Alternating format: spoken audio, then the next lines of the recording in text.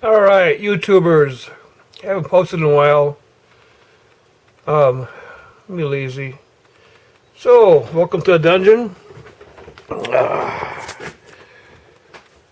What's a month of April, January, May?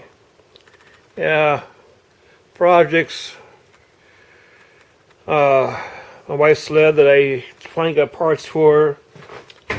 Blew front bearings on the front drive, and I had to have a shaft machine for it. Look at the crap in here. Refurbishing my new toy, Saab 97X with a 5.3. Thing's fun on drive. But today we're talking about my Polaris mid-size Rangers. I really like. I'm going to show you, I'll talk about what I did, my modifications to it, plus my newest modification.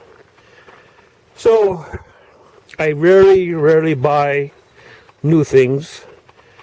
Did buy it brand new in 2018. Mid-size Ranger 570, EPS,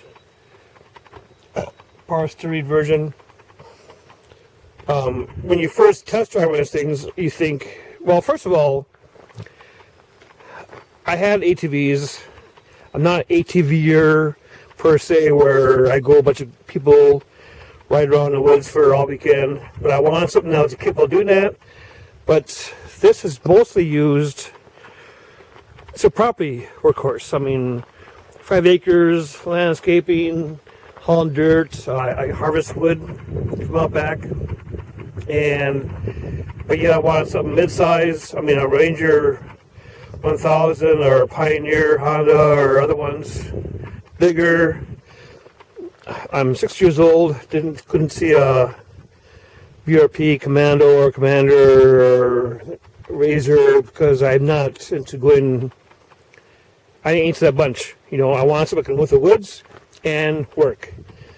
So when you first buy these, they're right nice. 0 ground clearance. And so, first of all, you jack up the shocks to get a little ground clearance, then you lose your ride. And so what I did is, I did a 2-inch lift on it. I went to a 27-inch, let me get out of the way, Tusk Terribite tires. So 27-inch tires, 27 by 11 by 12s in the rear, and 27 by probably, I'm assuming 8s or 9s in the front. 27 by 9 by 12s in the front. So I saved money, used the original rims. Tusk Terribite tires are designed by Mountain or some outfit. Look it up. There's a tire they designed, and I absolutely love them. I do a little bit of gravel riding and asphalt riding, plus the back, and they perform well. They're wearing really well.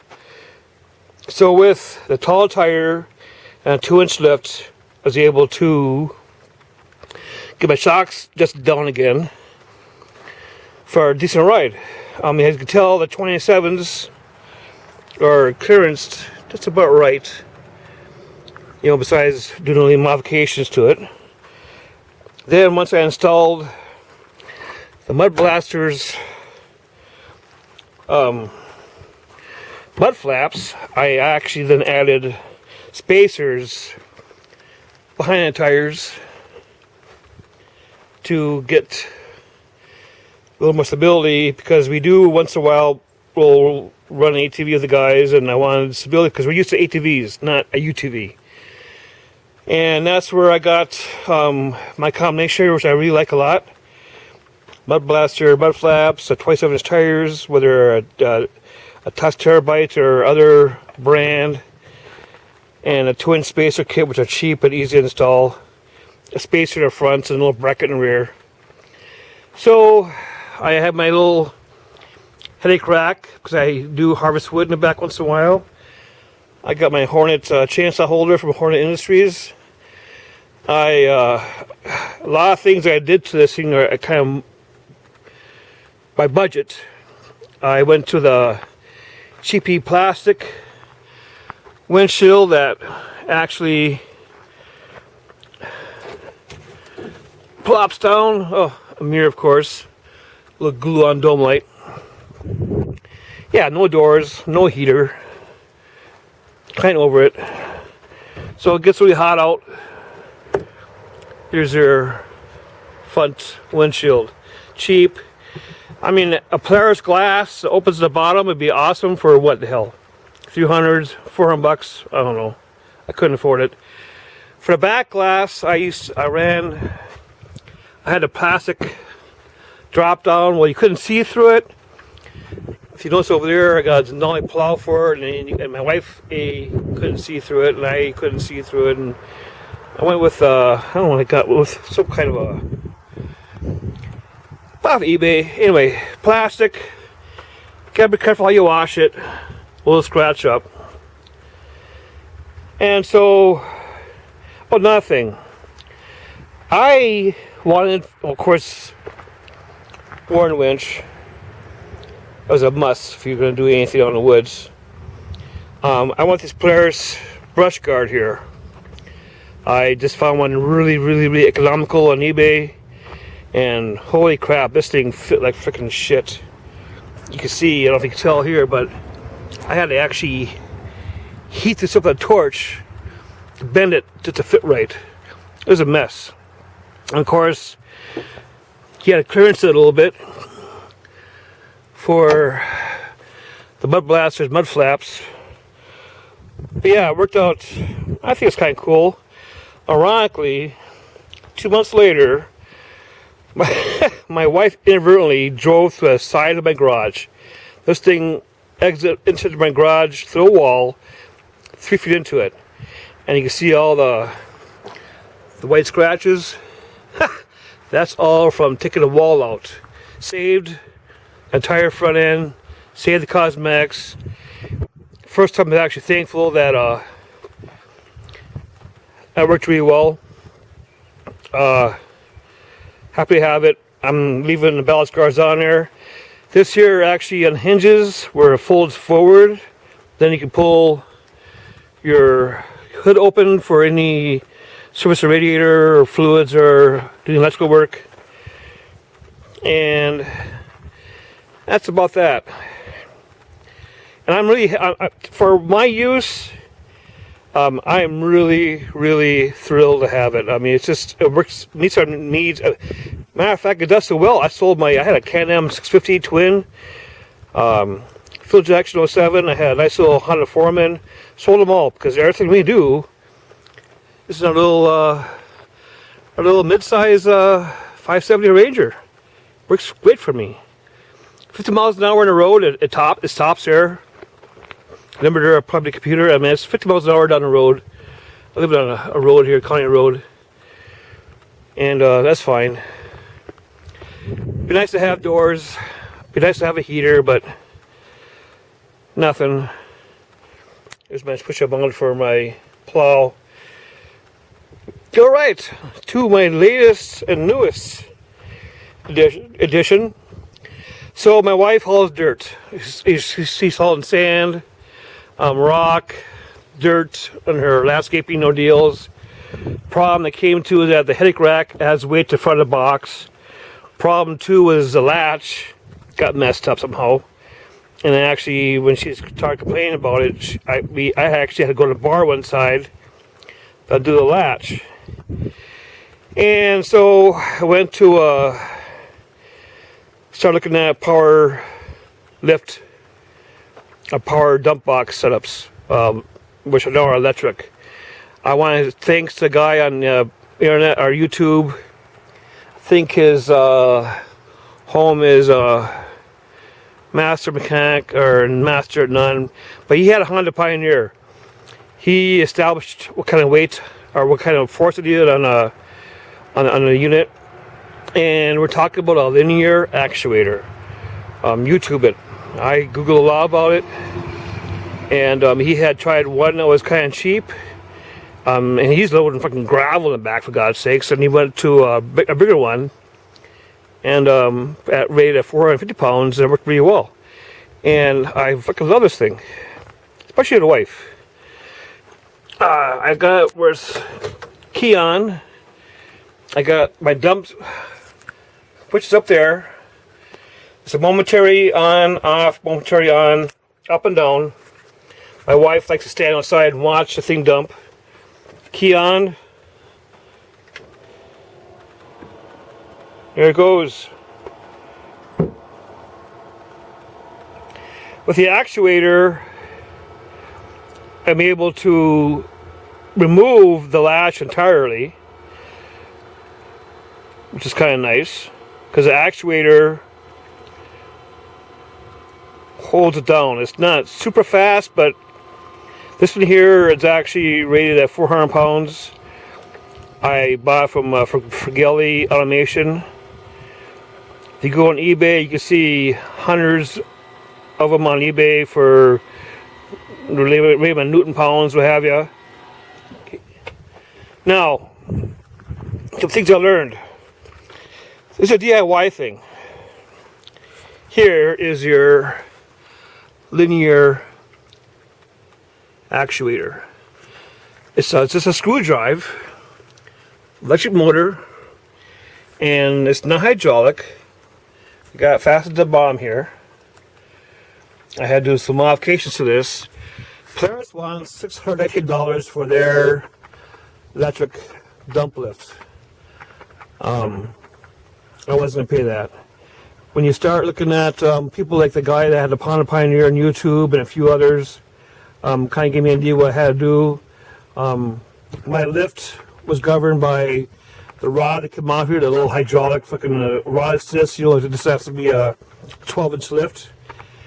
This could be done in anything that's got a dump box. You just got to pay attention to your lifts and what have you.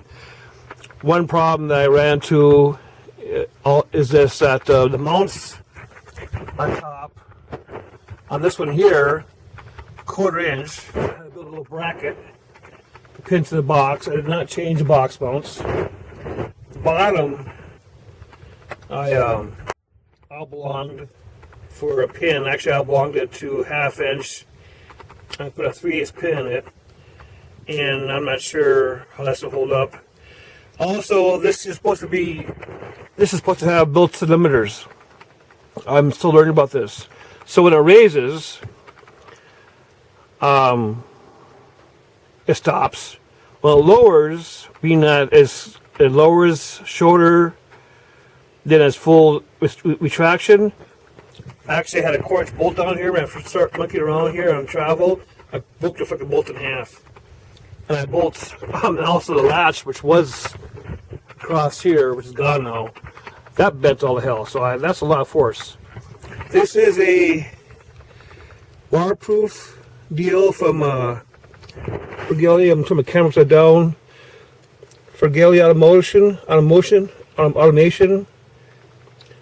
They have a nice website on the internet. This is $130 for this.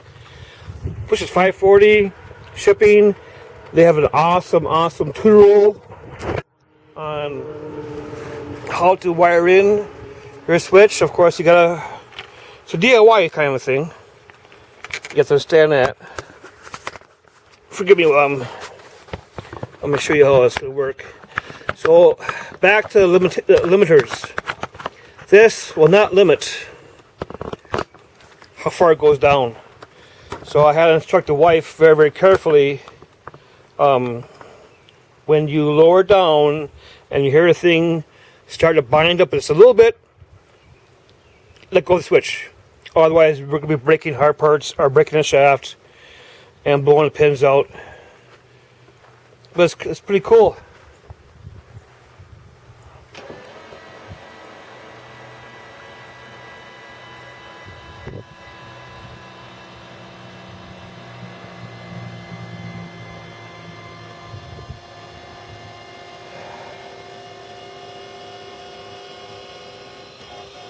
Now if you listen, I don't think you hear it. When it starts to bog a little bit, that's when you stop. 400 pounds lift, 230 pounds retract.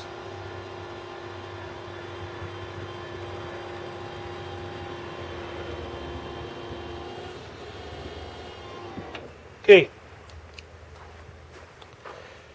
that's it. DIY, there's no machine out there to do it.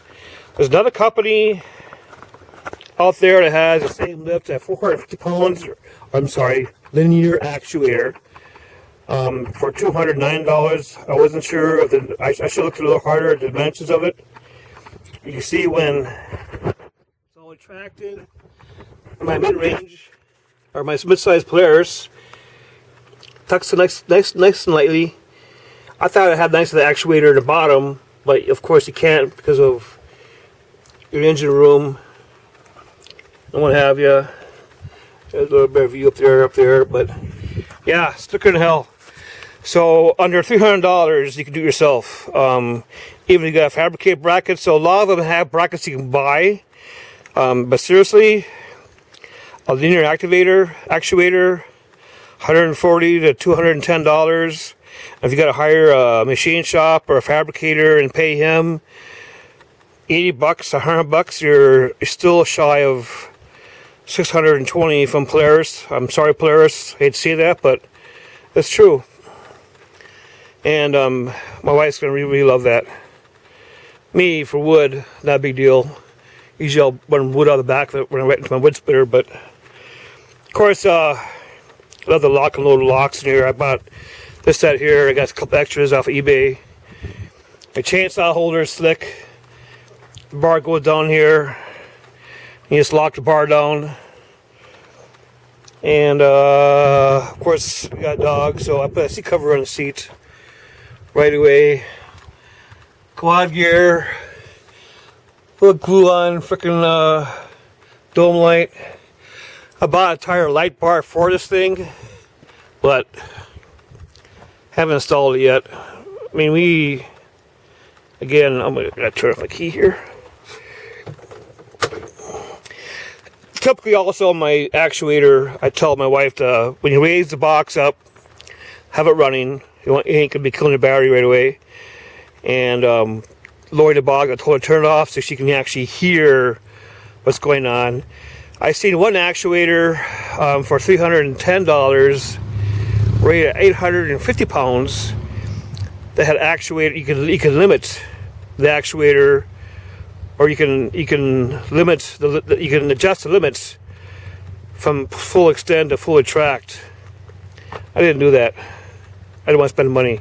I'm really happy with this this actuator. So yeah, I think I ran a 2-inch. I ran a bead. I installed the mud blasters, mud flaps, which are nice because if you have a Ranger 2, you notice that the mud packs underneath. This goes in pretty far inside there, and I ran the spacers accordingly to the edge of the mud flap. Again, just for stability.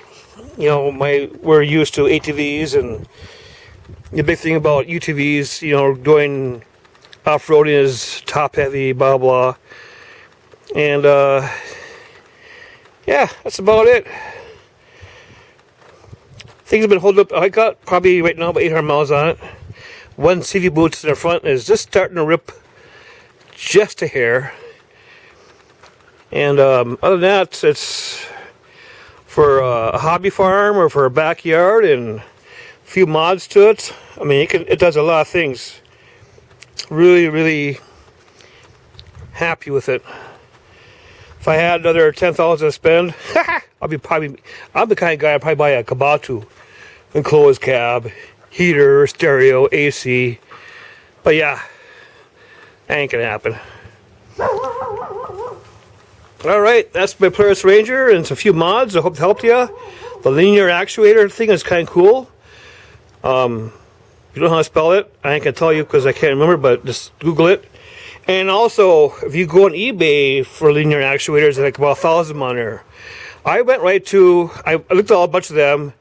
You can get them as cheap as, crap, $30 up to what you want to spend. I decided to do a Google search instead, and that's where I found the two top manufacturers. The one on top of this is a 209 one, which I was waterproof, and this one here is $70 cheaper. And right as a Google search for Firgelli, for whatever the hell they are. All right, Minnesota, May, finally some nice weather here. Woohoo! And no fires yet. Pretty dry here, but okay. Have a good day, y'all, and I hope this helped you. And of course, we need to drink water.